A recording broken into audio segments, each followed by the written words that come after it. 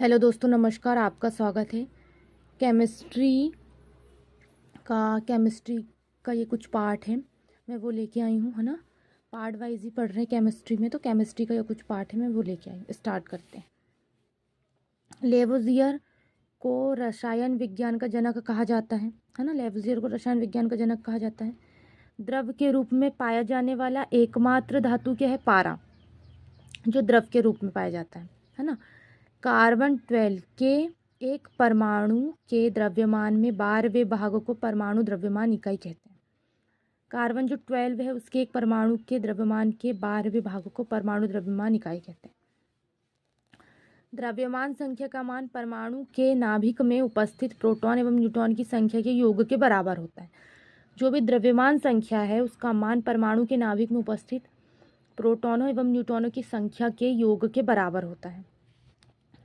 Bromine द्रव के रूप में पाए जाने वाला एकमात्र अधातु है। ब्रोमीन जो है वो द्रव के रूप में पाए जाने वाला एकमात्र अधातु है ना।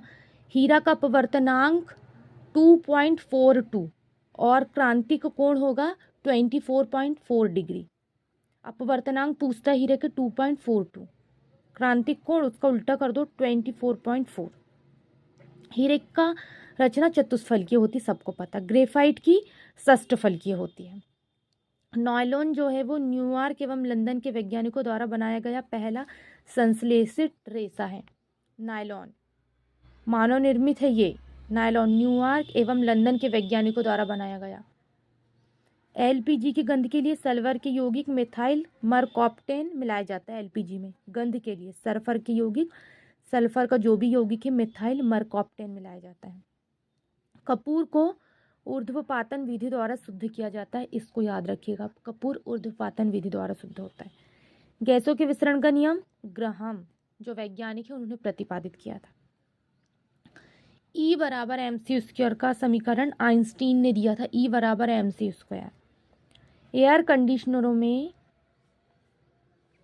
प्रयुक्त जो गैसें मतलब होने वाली प्रशीतक है वो फ्योन होती है।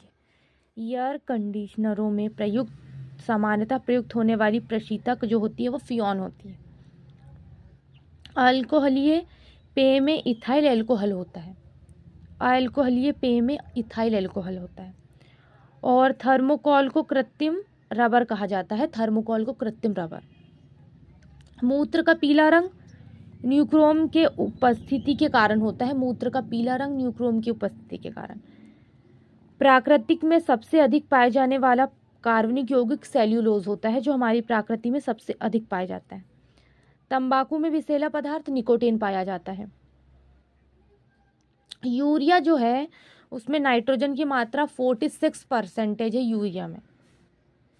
अब गोबर गैस में मुख्यतः मीथेन होती है, याद रखिएगा। ग्रेफाइट एकमात्र कार्बन का अपर रूप है जो विद्युत का सुचालक है।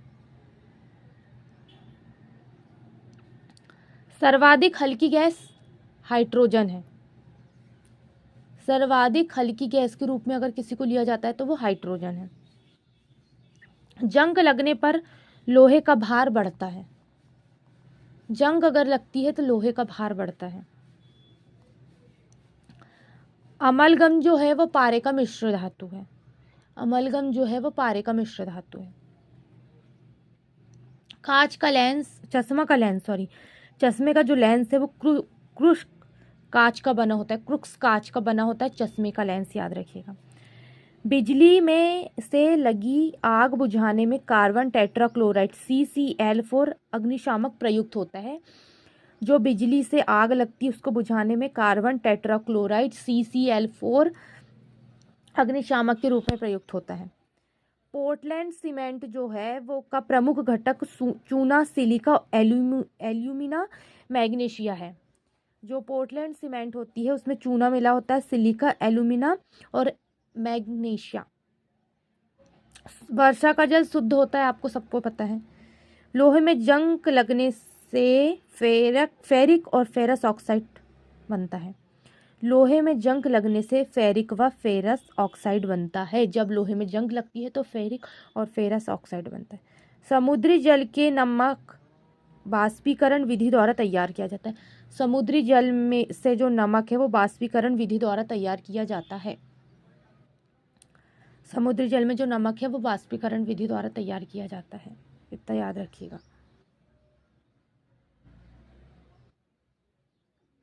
ठीक है, ये केमिस्ट्री का एक पार्ट हो गया है। तो आज के लिए आप इतना पढ़िए केमिस्ट्री के पार्ट के लिए। कल मैं दूसरा पार्ट लेके आऊँगी केमिस्ट्री का। धन्यवाद।